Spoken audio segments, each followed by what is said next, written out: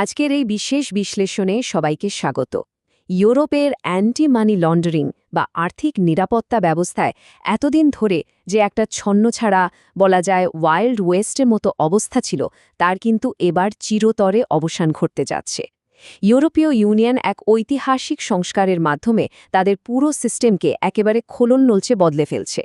এই বিশাল পরিবর্তনের 4টে মূল স্তম্ভ নিয়েই আমাদের আজকের এই আলোচনা।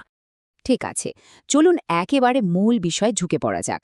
এত জটিল আইনি বিষয়গুলো সহজে বোঝার জন্য আমরা একে কয়েকটা ধাপে ভাগ করে নেব। প্রথমে দেখব এই ঐতিহাসিক পরিবর্তনটা আসলে কি। এরপর একে একে জানব সিঙ্গল রুল বুক, ষষ্ঠ নির্দেশিকা, নতুন কর্তৃপক্ষ বা AMLA প্রতিষ্ঠা, ক্রিপ্টো ট্রান্সফারের নিয়ম এবং সবশেষে এই সব কিছু কবে থেকে কার্যকর হবে তার সময়রেখা। পর্ব 1, ঐতিহাসিক পরিবর্তন। পুরনো আর নতুন ব্যবস্থার ভেতরের পার্থক্যটা আসলে আকাশ পাতাল। আগে কি হতো, নির্দেশিকাগুলো ছিল ভীষণ ছড়ানো ছেটানো। এক একটা দেশ নিজেদের মতো করে নিয়ম বানাতো, যার ফলে তৈরি হতো প্রচুর আইনি ফাঁকফোকর।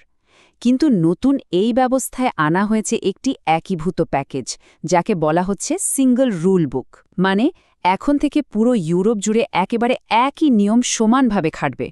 এই আইনি সংস্কারের ধাক্কাটা ঠিক কতটা বড় সেটা বোঝাতে ট্রান্সপারেন্সি ইন্টারন্যাশনাল এর একটা কথা না বললেই নয়। তারা বলছে, আশা করা যায় এটি হবে কালো টাকার অন্ধকার প্রবাহের ওপর আলো ফেলার একটি সম্মিলিত প্রচেষ্টার সূচনা, যেখানে ন্যায়বিচার ও স্বচ্ছতার প্রতি অঙ্গীকার থাকবে। বুঝতেই পারছেন, অবৈধ অর্থের লেনদেন চিরতরে বন্ধ করতে এই প্যাকেজটি কতটা শক্ত ভূমিকা নিতে যাচ্ছে। পর্ব 2, সিঙ্গল রুল বুক বা একক নিয়মাবলী। এখানকার সবচেয়ে চমকপ্রদ বিষয়টা হল মানি লন্ডারিং প্রতিরোধের নিয়মগুলো এখন আর শুধু গতানুগতিক ব্যাংক বা ফিন্যান্সিয়াল প্রতিষ্ঠানের ভেতরেই আটকে থাকছে না। জালের বিস্তার এখন অনেক বড়। ক্রিপ্টোকারেন্সি সার্ভিস, ক্রাউডফান্ডিং প্ল্যাটফর্ম, এমনকি টাকার বিনিময়ে যারা গোল্ডেন ভিসা দেয় তারাও এখন এই নিয়মের রাডারে। আর সবচেয়ে অবাক করা ব্যাপার কি জানেন, পেশাদার ফুটবল ক্লাব আর তাদের এজেন্টদেরও এই কড়া নজরদারির আওতায় আনা হয়েছে। 10,000 ইউরো সংখ্যাটা খুব ভালো করে মাথায় রাখুন, কারণ ইউরোপ জুড়ে নগদ লেনদেনের নতুন সর্বোচ্চ সীমা এখন এটাই। অবৈধভাবে অর্জিত কাগজে টাকার হাতবদল একেবারে গোড়া থেকে উপড়ে ফেলার জন্যই এই কড়া নিয়ম। সোজা কথায়, পুরো ইউরোপীয় ইউনিয়নে এখন থেকে এর চেয়ে 1 পয়সাও বেশি নগদ লেনদেন করাটা পুরোপুরি বেআইনি। এই পর্যায়ে প্রকৃত মালিক বা বেনিফিশিয়াল ওনারের সংজ্ঞাটা পরিষ্কার হওয়া দরকার। কোনো ব্যক্তির যদি কোনো প্রতিষ্ঠানে 25% বা তার বেশি মালিকানা থাকে, তবেই তাকে প্রকৃত মালিক হিসেবে ধরা হবে। আসল ব্যাপারটা হলো, অনেকেই জটিল সব শেল কোম্পানি বা ভুয়া প্রতিষ্ঠানের আড়ালে নিজেদের লুকিয়ে রাখেন, অনেকটা পেঁয়াজের খোসার মতো। কিন্তু নতুন নিয়মে এই কোম্পানির পেছনের প্রতিটি স্তর খুঁটিয়ে দেখা হবে, যাতে পর্দার আড়ালে লুকিয়ে থাকা আসল নাটের গুরুকে ঠিকই খুঁজে বের করা যায়। পর্ব 3, ষষ্ঠ নির্দেশিকা। এই ষষ্ঠ নির্দেশিকা মূলত বিভিন্ন দেশের জাতীয় পর্যায়ের নজরদারি সংস্থা এবং ফাইন্যান্সিয়াল ইন্টেলিজেন্স ইউনিটগুলোকে আরও বেশি ক্ষমতাশালী করবে।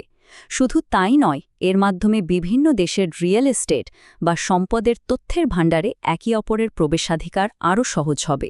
তার মানে এক দেশের গোয়েন্দা সংস্থা চাইলেই খুব সহজে অন্য দেশের সম্পদের সব তথ্য পেয়ে যাবে। তথ্য লুকানো এখন আর আগের মতো সহজ হবে না। পর্ব 4, কেন্দ্রীয় কর্তৃপক্ষ বা AMLA প্রতিষ্ঠা।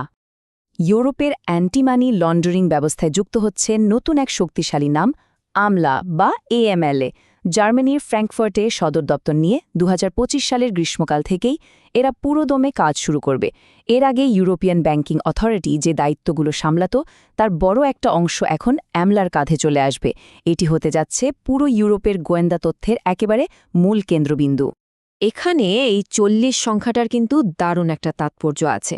আমলা যে শুধু দেশগুলোর মধ্যে সমন্বয় করবে তা নয়, ইউরোপের সবচেয়ে ঝুঁকিপূর্ণ এবং জটিল আন্তঃসীমান্ত আর্থিক কার্যক্রম পরিচালনা করে এমন ঠিক 40টি বড় প্রতিষ্ঠানকে তারা একেবারে সরাসরি নিজেদের রাডারে রাখবে। এটা আসলেই একটা বিশাল এবং যুগান্তকারী পদক্ষেপ। পর্ব 5, ক্রিপ্টো ট্রান্সফার। এই যে ক্রিপ্টোর ওপর এত নতুন নিয়ম, এগুলো কিন্তু হাওয়া থেকে আসেনি। এর পেছনে রয়েছে ফিনান্সিয়াল অ্যাকশন টাস্ক ফোর্স বা FATF FATF এর মতো বৈশ্বিক মানদণ্ড। FATF সারা বিশ্বের জন্য মানি লন্ডারিং প্রতিরোধের গাইডলাইন তৈরি করে, আর ইউরোপীয় ইউনিয়নের এই নতুন আইনগুলো মূলত FATF-এর সেই আন্তর্জাতিক মানদণ্ডগুলোর সাথেই একেবারে সরাসরি যুক্ত। তো এই ট্র্যাভেল রুল বিষয়টা আসলে কি? সহজ কথায়, ক্রিপ্টোর মাধ্যমে কে কাকে টাকা পাঠাচ্ছে তার আদ্যোপান্ত হিসাব আর পরিচয় একেবারে স্বচ্ছভাবে থাকতে হবে। আগে যেমন বেনামে ক্রিপ্টো লেনদেন করে পার পেয়ে যাওয়ার একটা সুযোগ ছিল, সেটা এখন পুরোপুরি বন্ধ। ডিজিটাল সম্পদও এখন গতানুগতিক ব্যাংকিংয়ের মতোই কড়া নিয়মের শেকলে বাধা পড়ল। পর্ব ৬, বাস্তবায়নের সময়রেখা। চলুন দেখি কিভাবে ধাপে ধাপে এই নিয়মগুলো বাস্তবে রূপ নিচ্ছে। 2024 সালের ডিসেম্বর থেকেই কিন্তু ক্রিপ্টো ট্রান্সফারের নিয়মগুলো চালু হয়ে গেছে। এরপর 2025-এর মাঝামাঝি সময়ে ফ্র্যাঙ্কফুর্টে কাজ শুরু করবে অ্যামলা। 2027-এর জুলাই মাসে আসবে সবচেয়ে বড় বদলটা, যখন পুরো ইউরোপ জুড়ে সিঙ্গল রুল বুক পুরোদমে কার্যকর হবে। আর সবশেষে 2028 সালের জানুয়ারি থেকে অ্যামলা শুরু করবে তাদের সরাসরি নজরদারি। আমরা আজকের এই বিশ্লেষণের একেবারে শেষ পর্যায়ে চলে এসেছি। সিঙ্গল রুল বুক, ষষ্ঠ নির্দেশিকা, নতুন কর্তৃপক্ষ অ্যামেলা এবং ক্রিপ্টো ট্রান্সফারের নিয়ম, এই 4 শক্তিশালী স্তম্ভের ওপর ভর করেই ইউরোপীয় ইউনিয়ন তাদের পুরো আর্থিক নিরাপত্তা ব্যবস্থাকে নতুন করে সাজাচ্ছে। কিন্তু বিদায় নেওয়ার আগে একটা প্রশ্ন রেখে যেতে চাই। একটি অভিন্ন নিয়মাবলী বা সিঙ্গল রুল বুক কি সত্যি ইউরোপে অবৈধ অর্থের প্রবাহের আইনি ফাঁকফোকরগুলো চিরতরে বন্ধ করতে পারবে? এই ঐতিহাসিক সংস্কার বাস্তবে ঠিক কতটা সফল হয়, সেটাই এখন দেখার বিষয়। সাথে থাকার জন্য সবাইকে অসংখ্য ধন্যবাদ।